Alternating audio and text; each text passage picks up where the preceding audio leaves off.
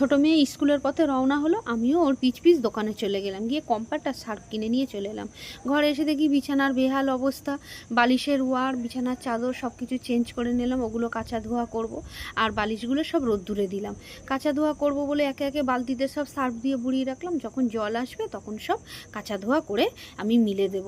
So hello everyone, তোমরা কেমন আছো? আশা করি তোমরা ভালোই আছো। একটা কথা কি জানো তো, কোনো প্রাইভেট কোম্পানি সরকারি চাকরিতে একটা নির্দিষ্ট টাইম থাকে, যে এক টাইমে ঢুকবে আর এক টাইমে তুমি বার হবে, কিন্তু সংসার জীবনে কিন্তু কোনো টাইম নেই। যত সকালেই ওঠো না কেন, সংসারের কাজ কিন্তু আর শেষ হয় না।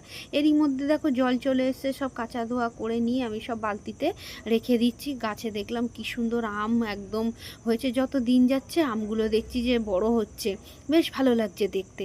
তারপরে স্নান সেরে এসে বালতিটা ওপরে তুলে নিয়ে এসে একে একে জামা কাপড়গুলো আমি সব মিলে দিলাম। আমার এই ছোট্ট মিনি ব্লগটা বন্ধুরা তোমাদের কাছে কেমন লাগে একটু লাইক করো, কমেন্ট করো আর শেয়ার করো। আগের দিনের যে কাঁচা ধোয়া করেছিলাম সেই জামা কাপড়গুলো সব শুকিয়ে গেছে, আমি ওইগুলোকে আবার সুন্দর করে গুছিয়ে রাখলাম। টাটা।